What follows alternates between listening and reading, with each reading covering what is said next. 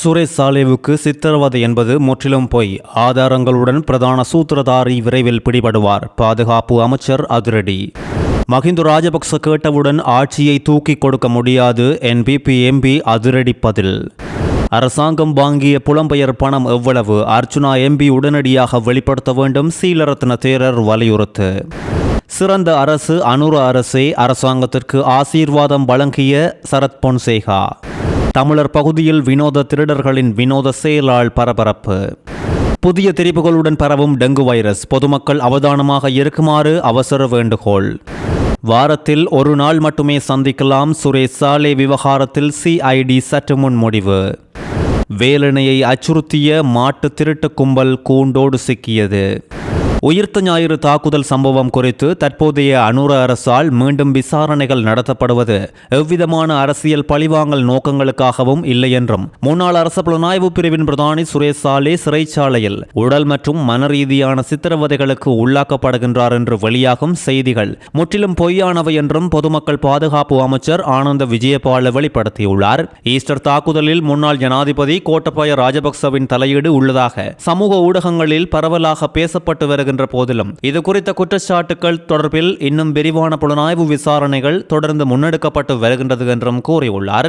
அத்தோடு இந்த தாக்குதலுக்கு பின்னால் உள்ள பிரதான சூத்திரதாரி விரைவில் பிடிபட உள்ளார் என்றும் அமைச்சர் இதன் போது கூறியுள்ளார். அரசாங்கத்தின் புதிய விசாரணைகள் மற்றும் சிறைச்சாலை நிலவரங்கள் குறித்து ஊடகங்களுக்கு விசேட விளக்கம் அளிக்கும் போதே அமைச்சர் இவ்வாறு தெரிவித்துள்ளார். சிறையில் உள்ள முன்னாள் அரச புலனாய்வு பிரிவு பிரதானி சுரேஷ் சாலேவுக்கு தேவையான அனைத்து அடிப்படை வசதிகளும் சட்டத்திட்டங்களுக்கு அமைய சரியான முறையில் செய்து கொடுக்கப்பட்டுள்ளது என்றும் இவ்வாறான பின்னணியில் அவர் சித்திரவதைக்கு உள்ளாக்கப்படுவதாக சொல்லப்படும் குற்றச்சாட்டுகள் முற்றிலும் போலி வதந்திகளாகும் என்றும் கூறியுள்ளார். அவருக்கு அண்மையில் பல் மற்றும் கண் தொடர்பான மருத்துவ பிரச்சனைகள் ஏற்பட்ட போது அதற்கான முறையான மருத்துவ சிகிச்சைகள் உடனடியாக அரச மருத்துவமனையில் வழங்கப்பட்டுள்ளது.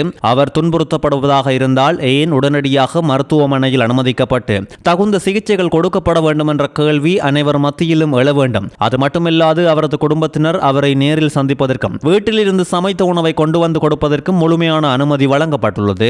உயிர்த்த ஞாயிறு தாக்குதலின் பின்னணியில் இருக்கும் உண்மையான சூத்திரதாரியை கண்டறிவதே இந்த மறு விசாரணையின் பிரதான நோக்கமாகும் என்றும் அமைச்சர் இதன் போது கூறியுள்ளார். மக்களின் வாக்குகளால் மீண்டும் ஆட்சிக்கு வர முடியாது என்பது தெரிந்து தேசிய மக்கள் சக்தியிடம் ஆட்சியை தா என்று மஹிந்த ராஜபக்ச தரப்பு கேட்டு நிற்கின்றது என்று தேசிய மக்கள் சக்தியின் நாடாளுமன்ற உறுப்பினர் இளம்குமரன் ஊடகங்களுக்கு தெரிவித்துள்ளார். நாட்டை தங்களிடம் தருமாறு மஹிந்த தரப்பு கோரியுள்ளது என்று கூறிய இளம்குமரன், நாட்டு மக்கள் வாக்களித்து ஜனநாயக ரீதியாக அமைந்த அரசாங்கம் இந்த அரசாங்கம். இவர்கள் இனி தேர்தலில் வெல்ல முடியாது என்று தெரிந்து கொண்டு எம்மிடம் ஆட்சியை கேட்கின்றார்கள். எங்களுடைய அரசாங்கம் ஊழல்வாதி தண்டிக்க வேண்டும் என்ற எண்ணத்தோடு புதிய அரசியல் கலாச்சாரத்தை முன்னெடுத்து வருகின்றது. மக்களின் பணத்தை கொள்ளையடித்தவர்கள், ஆட்சிக்காக பல கொலைகளை செய்தவர்கள் இன்று மக்கள் மத்தியில் அம்பலப்பட்டு வருகின்றனர். அதனால் அவர்கள் மீண்டும் மக்கள் வாக்குகளால் ஆட்சிக்கு வர முடியாது. அதனால் எம்மிடம் ஆட்சி அதிகாரங்களை தாருங்கள் என்று கேட்டு நிற்கின்றனர் என்றும் அவர்கள் கேட்பதற்காக மக்களால் தெரிவு செய்யப்பட்ட தேசிய மக்கள் சக்தி ஆட்சி அதிகாரங்களை அவர்களிடம் கையளிக்காது என்றும் கூறியுள்ளார். மக்கள் இந்த ஆட்சியை விரும்புகின்றனர். எதிர்வரும் காலங்களிலும் தேசிய மக்கள் சக்தியே மக்களால் தெரிவு செய்யப்பட்ட கட்சியாக தொடர்ந்தும் ஆட்சியில் இருக்கும் என்றும் இளம்குமரன் எம்பி மேலும் தெரிவித்துள்ளார். யாழ்ப்பாணம் வேலணையில் தொடர்ச்சியாக திருட்டில் ஈடுபட்டு வந்த பிரதான மாட்டு திருட்டு கும்பல் கூண்டோடு கைது செய்யப்பட்டுள்ளதாக தெரிவித்துள்ள ஊர்காவல்துறை போலீசார் திருட்டில் ஈடுபடுவோர் மிக மிக பெரிய தண்டனைகளுக்கு உட்படுத்தப்படுவர் என்றும் தெரிவித்துள்ளனர். அதிலும் வேலணை பிரதேசத்தை நீண்ட நாட்களாக அச்சுறுத்தி வந்த மாடு கடத்தல் மற்றும் திருட்டு சம்பவங்களோடு தொடர்புடைய பிரதான சந்தேக நபர் உட்பட 7 பேர் கைது செய்யப்பட்டுள்ளதாக ஊர்காவல்துறை குற்றத்தடுப்பு பிரிவு போலீசார் சற்று முன் தெரிவித்துள்ளனர். வேலணை, புங்குடுதீவு, அல்லைப்பட்டி உள்ளிட்ட பிரதேசங்களில் திட்டமிட்ட வகையில் நீண்டகால பண்ணையாளர்களின் பெறுமதிமிக்க கறவை மாடுகள் மற்றும் வீடுகளை உடைத்து நகைகள் உள்ளிட்ட பெறுமதி வாய்ந்த பொருட்களை களவெடுத்து வந்த குழுவே கடந்த 2 நாட்களில் போலீசாரால் கைது செய்யப்பட்டுள்ளது. நீண்ட நாட்களாக குறித்த நபர்கள் தேடப்பட்டு வந்த நிலையில் போலீசாருக்கு வந்த ரகசிய தகவலை அடுத்து ஊர்காவல்துறை மெலிஞ்சிமுனை, பரத்தி அடைப்பு போன்ற பகுதிகளில் 2 பேர் நேற்று முன்தினம் கைது செய்யப்பட்டதோடு குறித்த திருட்டுக்களின் பிரதான சூத்திரதாரி வேலணை வங்களாவாடியில் வைத்து நேற்று கைது செய்யப்பட்டிருந்தார். அதன் தொடர்ச்சியாக மொத்தமாக 7 நபர்கள் இப்பொழுது கைதாகியுள்ளனர். குறிப்பாக பிரதான சூத்திரதாரி கைதாகும் போது அவரிடமிருந்து 2300 மில்லிகிராம் ஹெரோயின் போதைப் பொருளும் கைப்பற்றப்பட்டதாக போலீசார் தெரிவித்துள்ளனர்.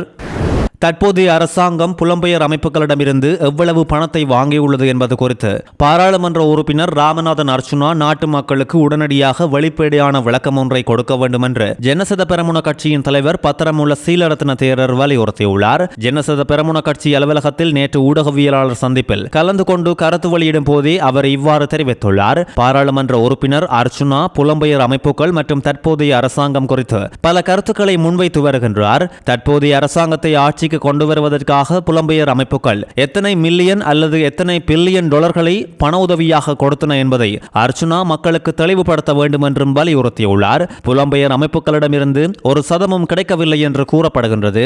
அவ்வாறென்றால் இதற்கு முன்னர் வழங்கப்பட்டதாக கூறப்படும் பணம் எங்கே சென்றது, அது எந்த நோக்கத்துக்காக பயன்படுத்தப்பட்டது, யாருக்கு வழங்கப்பட்டது, எந்த நடவடிக்கைகளுக்காக செலவழிக்கப்பட்டது, எந்த நடவடிக்கைகளுக்காக செலவழிக்கப்பட்டது என்பது குறித்தும் தெளிவான பதில்கள் வழங்கப்பட வேண்டும் என்றும் கூறியுள்ளார். பாராளுமன்ற உறுப்பினர் அர்ச்சுனா உண்மையில் நேர்மையான நிலைப்பாட்டை கொண்டவராக இருந்தால் புலம்பெயர் அமைப்புகள் மற்றும் தற்போதைய அரசாங்கத்துக்கு இடையிலான தொடர்புகள் குறித்தும் முழுமையான தகவல்களை நாட்டு மக்களுக்கு வெளியிட வேண்டும். நாட்டின் ஒற்றுமை மற்றும் தேசிய பாதுகாப்பை பாதிப்புக்கு உட்படுத்தும் வகையில் எந்த முயற்சிக்கும் இடமளிக்க முடியாது என்றும் பத்திரமுள்ள சீலரத்ன தேரர் மேலும் தெரிவித்துள்ளார்.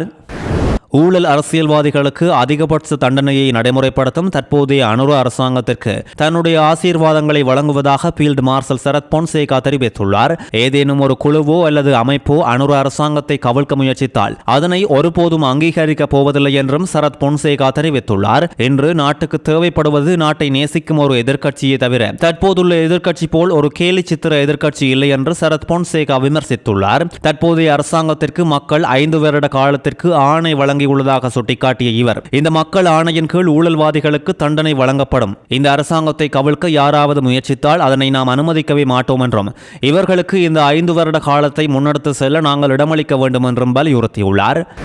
கொழும்பு தேசிய வைத்தியசாலையில் சிகிச்சை பெற்று வரும் ஓய்வு பெற்ற மேஜர் ஜெனரல் சுரேஷ் சாலேவுக்கு ஒவ்வொரு நாளும் சட்டத்தரணி உதவியை வழங்குவதை குற்றப்புலனாய்வு திணைக்களம் நிராகரித்துள்ளது.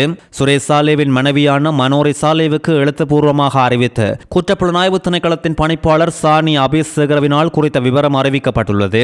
வாரத்தின் 5 நாட்களும் சாலே தமது சட்டத்தரணி அசித சிறிவர்த்தனவை சந்திப்பதற்கு அனுமதி கொடுக்குமாறு மனோரி சாலே குற்றப்புலனாய்வு திணைக்களத்திடம் கோரிக்கை விடுத்திருந்த நிலையில் அதற்கு பதிலளிக்கும் வகையிலேயே அதன் பணி சானி அபிஷேகர குறித்த விவரத்தை அறிவித்துள்ளார். சுரேஷ் சாலே தற்போது விசாரணை நடவடிக்கைகளில் இருந்து விலகி வைத்தியசாலையில் அனுமதிக்கப்பட்டுள்ளதால் இந்த சந்தர்ப்பத்தில் அவர் சட்ட ஆலோசனைகளை பெற வேண்டிய அவசியம் பெறவில்லை என்று அந்த கடிதத்தின் மூலம் சுட்டிக்காட்டப்பட்டுள்ளது. சட்டத்தரணியை தொடர்ச்சியாக சந்திப்பதன் ஊடாக சந்தேக நபருக்கு தேவையான மன அமைதி இல்லாது போய் அவரது சுகாதார நிலைக்கு மோசமான பாதிப்புகள் உண்டாகும் என்றும் நீதிமன்ற உத்தரவின் பேரில் ஏற்கனவே ஒவ்வொரு வாரமும் புதன்கிழமைகளில் மாத்திரம் சட்டத்தரணி அவரை சந்திப்பதற்கு அனுமதி வழங்கப்பட்டுள்ளதாகவும் மனோரி சாலேவுக்கு அனுப்பிய கடிதத்தில் சானி அபிஷேகர சுட்டிக்காட்டியுள்ளார். திருடிய மோட்டார் சைக்கிளை மீண்டும் திருடப்பட்ட இடத்துக்கு கொண்டு வந்து விட்டு சென்ற வினோத சம்பவம் ஒன்று வாழைச்சேனை போலீஸ் பிரிவுக்குட்பட்ட ஓட்டமாவடி தபாலக வீதியில் அரங்கேறியுள்ளது.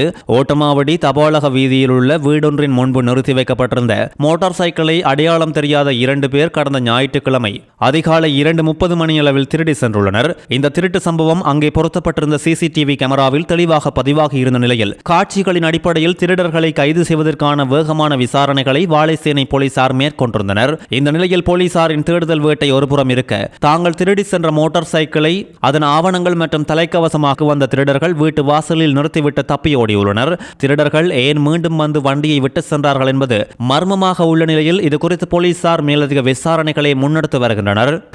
நாட்டில் இப்பொழுது பரவி வரும் டெங்கு வைரஸானது புதிய மரபணு திரிபுகளுடன் அதிகரித்துள்ளதாக சுகாதார மற்றும் ஊடகத்துறை பிரதி அமைச்சர் ஹம்சக விஜயமுனி தெரிவித்துள்ளார். கடந்த காலங்களில் பரவிய டெங்கு வைரஸோடு ஒப்பிடும் தற்போது பரவி வரும் புதிய வைரஸின் பல மாற்றங்கள் காணப்படுகின்றது. இந்த கொண்ட வைரஸ் இதற்கு முன் இலங்கை மக்களுக்கு தொற்றியிருக்கவில்லை. இதன் காரணமாக நாட்டில் உள்ள பெரும்பாலானோருக்கு இந்த புதிய டெங்கு வைரஸ் மிக மிக வேகமாக தொற்றக்கூடிய சாத்தியக்கூறுகள் அதிகமாக உள்ளது என்றும் குறிப்பிட்டுள்ளனர்.